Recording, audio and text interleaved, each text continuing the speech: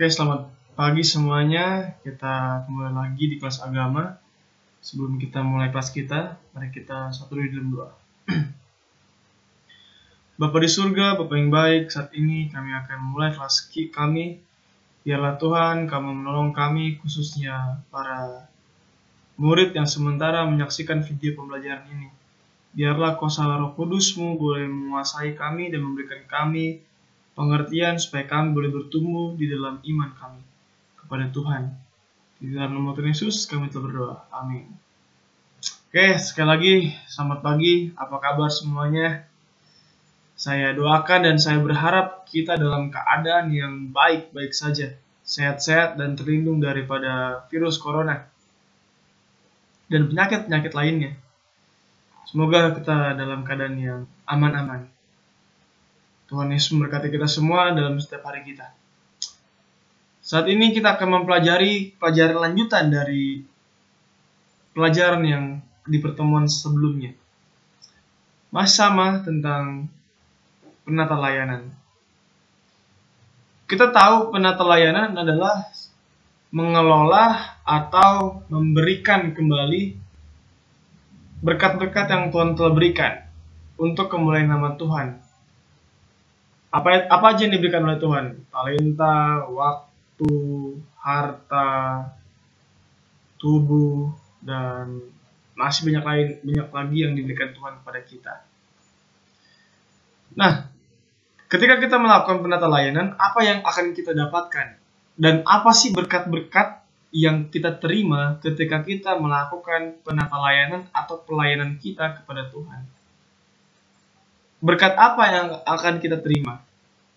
Dan berkat apa yang akan terjadi ketika kita melakukan tugas kita ini? Nah, mari kita saksikan pembahasan ini.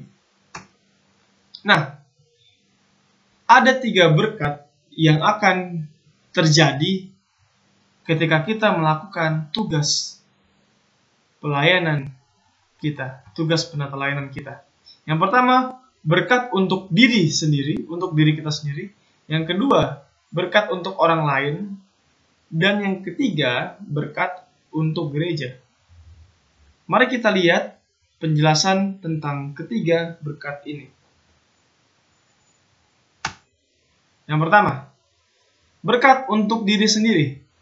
Apa aja yang terjadi kalau kita melakukan pelayanan ini? Yang pertama, ketika kita melakukan penata layanan, kita melatih diri untuk tidak iri terhadap harta orang lain. Tidak mengingini. Hukum keberapa yang mengatakan jangan mengingini? Hukum ke 10. Jangan mengingini harta orang lain. Ketika kita melakukan penata layanan, kita dilatih untuk menyangkal diri kita, menyalipkan diri kita, dan kita dilatih untuk tidak iri. Karena kenapa? Karena semua yang kita miliki, kita telah serahkan untuk kemuliaan nama Tuhan, untuk pekerjaan Tuhan. Oleh karena itu, kita dilatih untuk tidak iri. Yang kedua, berkat yang akan kita terima adalah kita melatih diri untuk tidak tamak dan tidak rakus.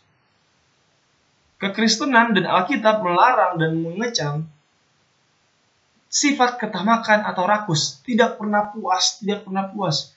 Semuanya dilakukan untuk memenuhi keinginan diri sendiri.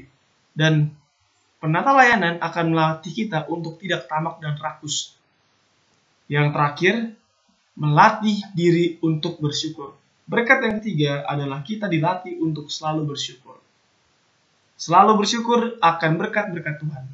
Nah, kalau kita melakukan tugas penata layanan kita, ketiga berkat ini akan menjadi milik kita, memilik diri kita sendiri. Kita tidak iri terhadap orang lain, karena banyak orang yang ketika orang lain senang, dirinya susah. Kita tidak akan seperti itu. Dan kita dilatih untuk tidak tamak dan selalu bersyukur kepada Tuhan. Galatia 5 ayat 24. Barang siapa menjadi milik Kristus Yesus, ia telah menyalipkan daging dan segala hawa nafsu dan keinginannya. Kita harus menyalipkan daging kita, karena kita adalah milik Kristus. Berkat untuk orang lain. Berkat yang kedua adalah berkat untuk orang lain. Nah, seperti yang kita ketahui, penata layanan adalah melakukan segala sesuatu untuk kemuliaan nama Tuhan. Dan kemuliaan nama Tuhan terjadi ketika kita kemuliaan nama Tuhan terjadi ketika kita menolong orang lain, menjadi berkat bagi orang lain. Nah, di sini yang pertama, menolong orang lain yang kesusahan. Banyak orang lain yang kesusahan di sekitar kita. Orang di sekitar kita banyak yang menderita, kita perlu menolong mereka. Yang kedua, membagikan harta kita untuk orang yang membutuhkan, Orang-orang yang kesulitan ini membutuhkan harta kita. Harta kita, uang kita yang menjadi milik kita harus menjadi berkat bagi orang lain. Berkat bagi orang lain. Yang ketiga, memberi apa yang kita dapat berikan. Bukan cuma uang. Kita bisa memberikan tenaga kita, pikiran kita untuk membantu orang lain.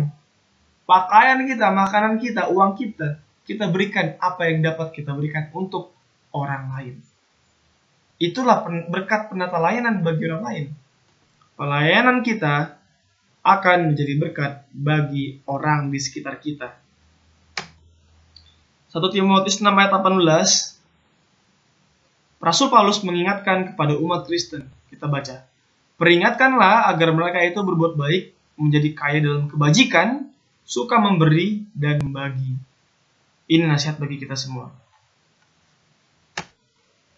Berkat yang terakhir, berkat bagi gereja.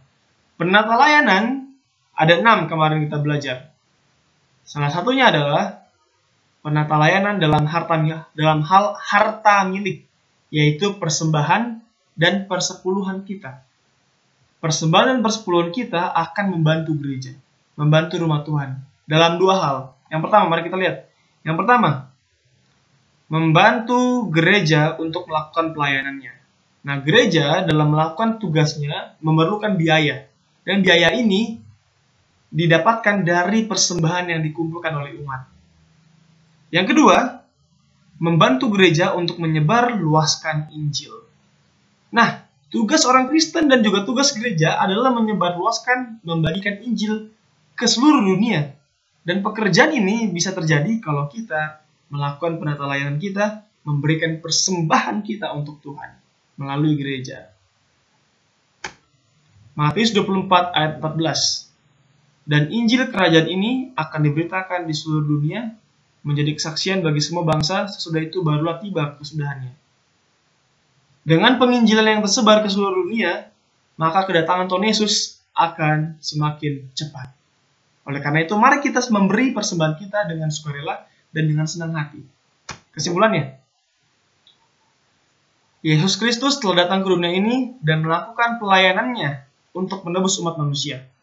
Tuhan telah mengerjakan segala sesuatunya untuk kepentingan dan keselamatan manusia. Untuk kita semua. Oleh karena itu, kita juga harus melakukan pelayanan kita dengan setia untuk kemuliaan nama Tuhan. Karena Tuhan telah memberkati kita, mari kita menjadi berkat bagi orang lain. Sekian materi yang saya bisa bawakan.